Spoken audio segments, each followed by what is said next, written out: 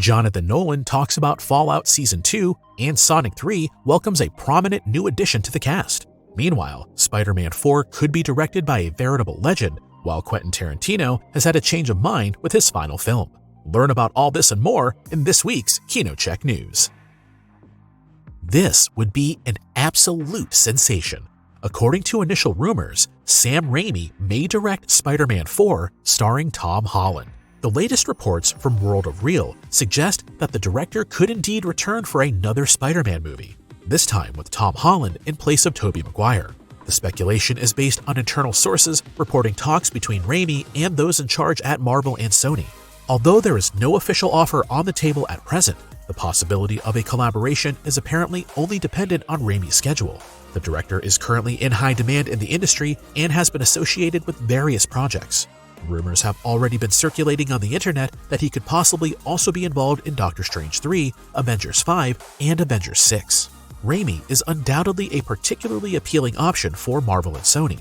After all, the first 3 Spider-Man movies are very popular to this day, and Raimi's venture into the MCU with Doctor Strange and the Multiverse of Madness also had a unique quality. However, should Raimi not be signed, Marvel and Sony are also considering Dungeons & Dragons director John Francis Daley and Jonathan Goldstein for the director's job, according to World of Real. They were already involved in the script for Spider-Man Homecoming. Another candidate would be Jon Favreau. After all, he laid the foundation for the highly successful MCU with his Iron Man movies. Spider-Man 4 is set to start shooting this fall. A decision regarding the director's position should thus be made soon. Casting news for Sonic 3. There was already much excitement when it was announced that Shadow the Hedgehog would be making his big appearance in the 3rd installment. This excitement is now even bigger as none other than John Wick star Keanu Reeves will be voicing the character. The announcement was made shortly after Paramount Pictures' presentation at this year's CinemaCon and was later confirmed by The Hollywood Reporter. Shadow, who was first introduced in the video game Sonic Adventure 2, originates from a research program and was created by Dr. Robotnik's grandfather.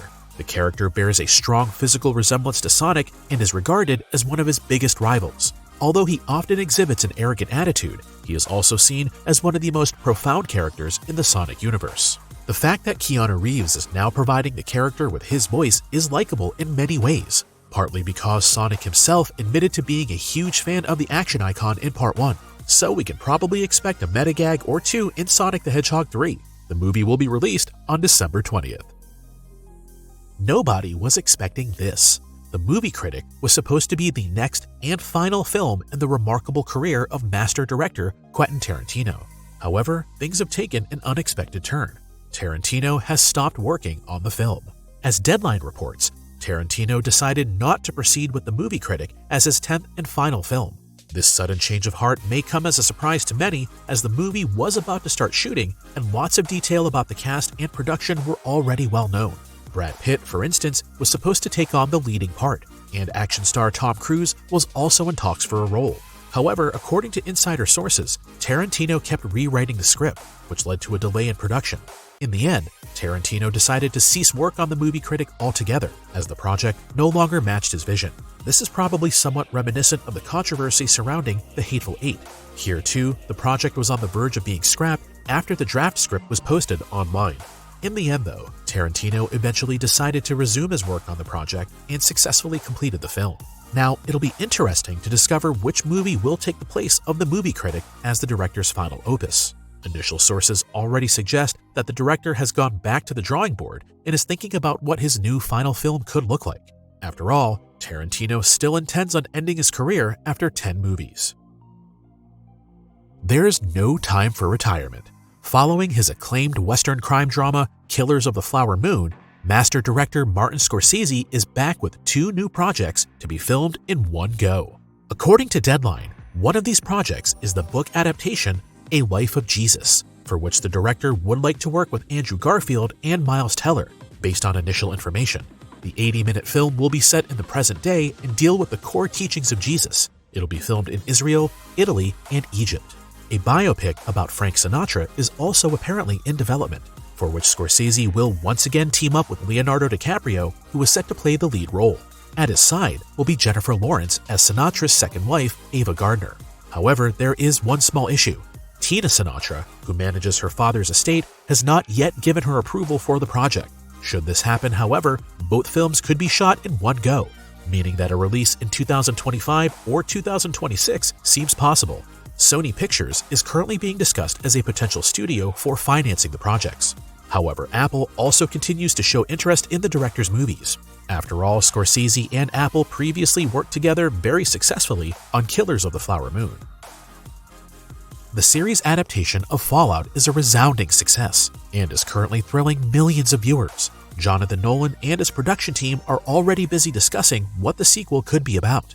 In an interview with The Wrap, Nolan revealed that a very special location will be the focus of the second season of Fallout. We're talking about a cityscape that is strongly reminiscent of New Vegas from the game of the same name. The possible introduction of the Death Clause was also mentioned. The co-showrunners disclosed that they wanted to save such elements for the second season to add the necessary meaning and impact. The approach of integrating familiar elements from the games into the series while exploring a story of its own was to provide a balanced and authentic Fallout experience. Moreover, Breaking Bad star Aaron Paul has also expressed interest in playing a part in the series. After all, Paul and Nolan already worked together on the series Westworld, so casting him in Fallout is not unlikely at all. This shouldn't be too long in coming. The hype is huge right now. It's time for another installment. The 2019 horror comedy Ready or Not became a minor hit with worldwide box office takings of almost $58 million.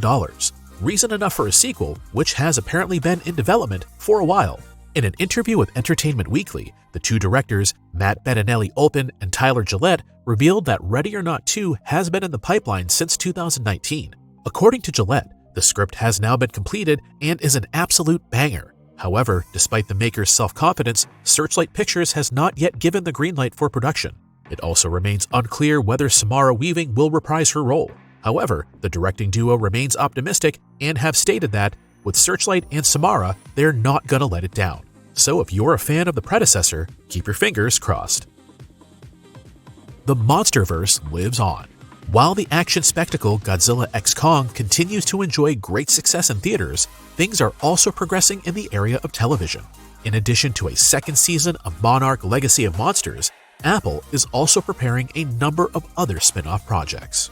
In a press statement, the company announced that it wanted to work more closely with Legendary Entertainment to further expand the Monsterverse. The spin-offs could possibly deal with monsters such as Mothra or Ghidorah. They did, after all, already make an appearance in Godzilla King of Monsters. Morgan Wandell, head of international development for Apple TV, highlighted the overwhelmingly positive response from viewers regarding the first season of Monarch Legacy of Monsters, and referred to a sequel as a logical conclusion. The second season will once again be produced by showrunners and co-creators Chris Black and Matt Fraction, in collaboration with Safe House Pictures and Matt Shackman. Details on a potential plot have not yet been revealed. However, it could be that the new season is dedicated to the Hollow Earth and bridges the gap between Godzilla vs. Kong and Godzilla x Kong: The New Empire. That's it for the news this week. If you love gaming, we're sure you're going to enjoy our movie preview concerning the Ghost of Tsushima movie adaptation. Should you be more into Marvel, our Blade preview might be more of what you're looking for in terms of content. Thanks for watching, and we'll see you next week for more KinoCheck news.